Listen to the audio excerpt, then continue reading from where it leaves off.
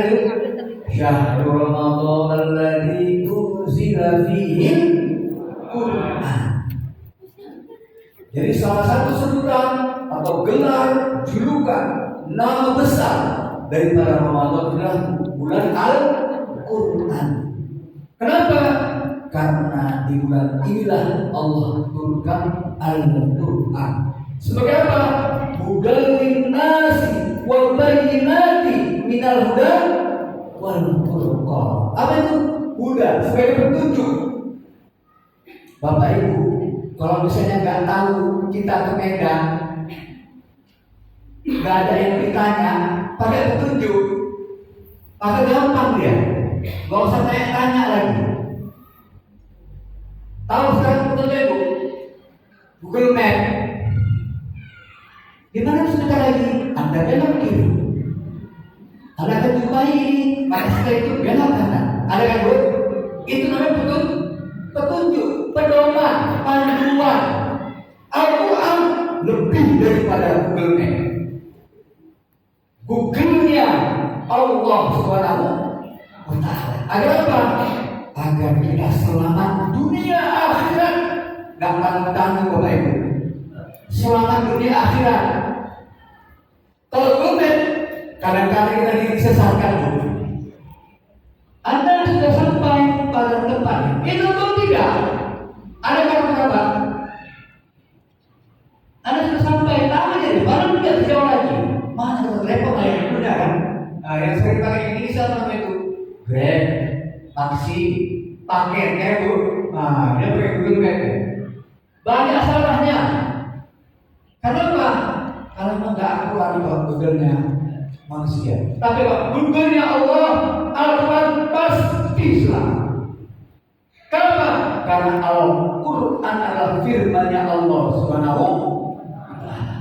Firman-Nya Allah, nggak sembarangan.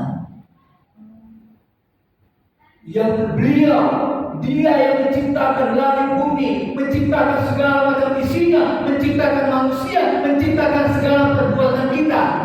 Ya jelas Dia yang tahu bagaimana kita selamat, biar jangan salah. Sebagai misalnya pekerja, sebagai pemimpin, sebagai pelayan, sebagai pedagang, sebagai guru, sebagai orang tua, sebagai anak, sebagai apa saja, Quran sudah ada petunjuknya. Gak perlu capek-capek. Bahkan untuk mengatur Pak, ngurus negara ini, Quran sudah cukup. Gak usah dipakai KUHP, hukum pidana, gak perlu. Quran dijamin negara ini akan berkah, sukses, maju, makmur, rakyatnya akan kaya. Pasti. Percaya Bapak Ibu? Pasti karena Quran memberikan petunjuknya. Manusia banyak yang percaya. Apa betul itu? Bapak Ibu, Al-Quran itu isinya semua benar. Dari dulu, sekarang, sampai yang akan datang, Quran itu sudah benar isinya. Contoh, Quran menceritakan tentang asal-usul kejadian manusia. Apa kata Al-Quran? Diciptakan manusia dari tanah, ya, dari turab, kata Allah. Kata manusia, katanya manusia tercipta dari monyet. Monyet yang berubah bentuk dia, berevolusi. Dulunya monyetnya besar, tiba-tiba dia yang dulu jalannya merangkak, tiba-tiba berdiri, tiba-tiba ekornya hilang, maka jadi manusia. Kalau seperti itu, kita sekarang manusia ini jadi apa? Kalau dia berevolusi, terbantahkan teori Darwin. Tapi Allah katakan, Allah ciptakan manusia dari turab, dari tanah. Apa buktinya? Bapak Ibu, semua yang Bapak akan minum, semua yang kita butuhkan dari tanah. Coba Bapak Ibu. Nasi dari tanah, air dari tumbuhan, dari hewan, maka dari semua dari tanah. Dan kita akan kembali ketika itu Bapak Ibu jadi apa? Manusia dikubur dari apa mayatnya? Jadi dari tanah kembali ke tanah. Quran mengajarkan kesempatan lalu. Dia menceritakan Nabi Adam, Nabi Nuh, Nabi Hud, Soleh, Nabi Ibrahim, Nabi Musa, Nabi Isa. Diceritakan sejarahnya itu, dibuktikan secara benar. Ditemukannya bangkai kapal Nabi Nuh di Bukit Judi. Ternyata benar Nabi Nuh dulu pernah buat kapal di atas bukit. Ada benar. Nabi Ibrahim membangun Ka'bah, masih ada sampai sekarang. Benar. Nabi Musa ditenggelamkan Allah Fir'aun, sampai sekarang jasanya masih ada. Betul tidak? Dan Rasulullah kan jasanya benar. Teliti sama pakar-pakar kesehatan, pakar-pakar ilmu atau teknologi, astronomi dan pakar ilmu pengetahuan, benar Fir'aun matinya di dasar laut. Walaupun hari ini mereka diletakkan di gunung, di tempat-tempat yang dimuliakan, tapi matinya hina. Itu kalau mengatakan benar ternyata. Tidak terbantahkan. Cerita Nabi Muhammad, kisahnya Makkah, Madinah, hari ini masih ada dan terbukti dan bisa terbantahkan kebenarannya. Betul? Buktinya Al-Quran itu benar. Siapa yang ikut Al-Quran, ikut Rasulullah selamat dunia akhirat. Kemudian Al-Quran menceritakan hari ini, kita hari ini Allah ceritakan tentang di akhir zaman nanti umatku akan ada yang seperti ini, ada orang munafik, ada orang beriman, ada orang kafir, ada orang yang ya macam-macam. Diceritakan benar hari ini fakta. Terjadi perang hari ini Pak, Israel dengan Iran. Benar Allah diceritakan Rasulullah bisa membantu bagaimana zolimnya Israel, Yahudi, sampai-sampai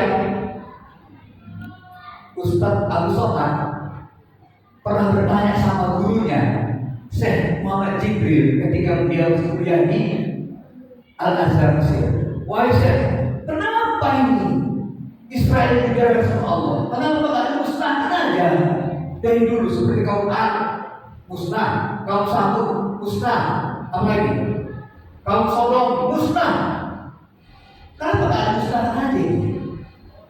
Kata Ustaz Al-Somad bertanya sama gurunya, apa kata Syekh Muhammad Jibril? Allah ingin membuktikan kepada kamu bahwasanya Allah katakan dalam Al-Quran, Bani Israel ini orang yang bandel, orang yang zalim, orang yang berkerusakan. Dan sekarang terbukti Palestina saudara kita hancur kebukannya, betul tidak? Iran, Mali, Yaman dihancurkannya oleh Israel. Suriah, kalau kalian terus Indonesia bagaimana? Israel, Amerika itu sama apa lagi? Allah sudah ceritakan dengan Al-Quran dan sebentar lagi akan hancur. Nah, jadi kebenaran itu adalah hari ini sudah diceritakan dalam Al-Quran. Bahkan yang mendasar bahwa itu Al-Quran menceritakan masa akan datang. Ya, siapa yang selamat di akhir zaman nanti, ikuti Al-Quran. Apa kata Allah dan Rasulullah? Tarabaitu amailan dan alada itu alada. Kita Allah Rasulullah tidak akan kamu sesat selamanya selama kamu berpegang teguh pada keduanya, yaitu Quran dan hadis atau Quran dan Sunnah. Oleh karena itu, mari semangat bulan Ramadan ini kita jadikan Al-Quran sebagai bacaan kita. Setuju? Baca Quran baru. Kenapa? Sayang, ini momennya bulan Quran. Kalau nggak kita baca Quran rugi dong. Ya Bu, Pak. Makanya dalam Ramadan ada namanya tadarus, membaca Al-Quran sampai khatam dengan baik dan benar. Bukan asal baca, makanya dalam baca ada yang nyimak, itu tadarus, ya kan Pak? Yang bagus menyimak, yang salah diperhatikan, diperbaiki. Tadarus, membaca Al-Quran. Minimal satu hari 1 juz. Ya kan Bu? Dapat 1 juz kan? Nah, kalau ibu barang 2 juz lagi. Masih 20 Ramadan udah khotaman dia. Karena muridku yang tidak setelah dia baca Quran kan ya. Gak sempat khotaman lagi ya kan? Anak-anak, rajin. Ayo baca Quran. Imam Syafi'i bulan Ramadan dua kali khotam ya. 1 kali dalam sholat dia khotam selama sebulan, 1 lagi di luar sholat. Mari Quran kita jadikan bacaan karena dia berdoa panduan kita, Google Map kita agar selamat di akhirat. Insya Allah Bapak ya. Apalagi kemudian Al-Quran, di samping dia pedoman, di samping dia panduan, di samping dia hidayah yang Allah berikan kepada kita, buku pegangan kita, Al-Quran juga adalah mukjizat yang luar biasa. Al-Quran mukjizat. Apa itu mukjizat? Sesuatu yang luar biasa yang bisa memberikan kehebatan. Bapak Ibu ada sini keluarga yang suka kesuruhan, suka kemasukan. Mari kita baca Al-Quran. Kita rukiah. Insya Allah. Ibu yang anak suka nangis malam, gitu kan? Yang kata ketempelan, yang kata tindihan, suka nampak, suka dengar sesuatu, mari kita baca Al-Quran. Kita rukiah. Insya Allah sembuh. Urutan dosa. Percaya nggak lu? Ada yang suka sakit gigi, sakit perut, sakit kepala, jangan langsung ke dokter, jangan langsung ke rumah sakit, jangan langsung beli obat. Quran, bacakan Al-Quran luar biasa baik. Gimana caranya? Mau tahu caranya Bapak Ibu? Mau Bu? Iya. Bacakan Al-Quran di air, di gelas. Bacakan Fatihah, ayat kursi, kulhu, al-falaq, anas, selawat 3 kali. Apa tadi Bu? Fatihah, ayat kursi, kulhu, al-falaq, anas, selawat. Masing-masing 3 kali dihembuskan di air ini. Dibaca tadi kan sudah. Mau ada suka Bu? Ada apa ya? Pegangannya Bu? Mencelat. Dihembuskan. Bacaan tadi seperti ada apa kita ludahnya.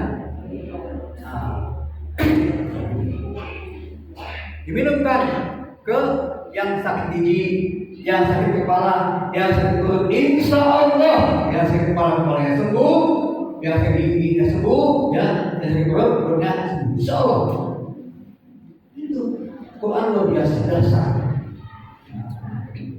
Kemudian kata Rasulullah, siapa yang bisa membaca Al-Quran, menghafalnya, maka dia akan dijamin dunia akhirat hidupnya akan dimudahkan, diberkahi. Bahkan di akhirat nanti, Bapak Ibu, yang hafal Quran, misalnya ada dosa-dosanya, masuk neraka, api tidak bisa membakarnya. Api tidak bisa membakarnya.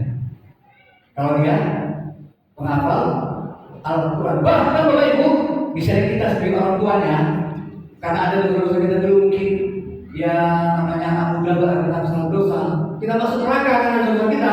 Tapi ada anak kita hafal Quran, anak kita datang, digendongnya kita masuk ke dalam surga, diselamatkannya.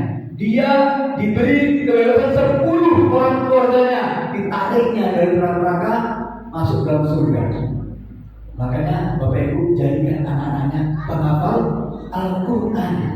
Karena penghafal Al-Quran ini kata Rasulullah, dia adalah ahlullah, keluarganya Allah. Para penghafal Al-Quran adalah keluarganya Allah. Maka barang siapa punya keluarga Allah, maka akan diselamatkan. Malu Allah, ya Allah dia tarik orang masuk neraka tadi masuk juga. Iya, aku malu dia sebagai keluarga. Misalnya Bapak Ibu punya orang dalam di presiden sana. Ibu salah penjara karena dalam orang dalam itu banyak orang tua saya. Oh ya keluarga, bukan karena ada orang dalam. Ya kan? Namanya orang dalam ya, orang dalam. Itu orang dalamnya orang siapa? Para penghafal Al-Quran. Bahkan kalau dia meninggal nanti Bapak Ibu, jasadnya nggak busuk, nggak di tanah, utuh. Itu kalau buktikan. Ada si penghafal Al-Quran yang meninggal dunia, orang ini mau setahun, 10 tahun, 100 tahun, bongkar dulu, jelas kasih lengkap. Bahkan bajunya, kafannya masih lengkap, tak dibakar bumi. Kalau percaya meninggal, nanti anak-anak bosku ini kalau meninggal ini jadi tanda ya. Kalau dia meninggal ini kan bongkar kuburnya, nggak terbakar. Insya Allah luar biasa. Gak dimakan oleh binatang-binatang dari bumi. Apalagi manusia dijamin Allah para penghafal. Insya Allah. Mari Bapak menjadikan anak-anak. Makanya anak-anak Quran disuruh jadi imam. Di mana anak-anak jadi imam? Saya pernah keluar negeri sampai kemana-mana itu anak-anak jadi imam penghafal Quran. Memuliakan Allah. Nah, maka malam ini kita akan juga imam oleh para penghafal Quran agar kita mendapatkan syafaat daripada Al-Quran. Karena Al-Quran dengan syafaat kepada pembaca dan penghafal.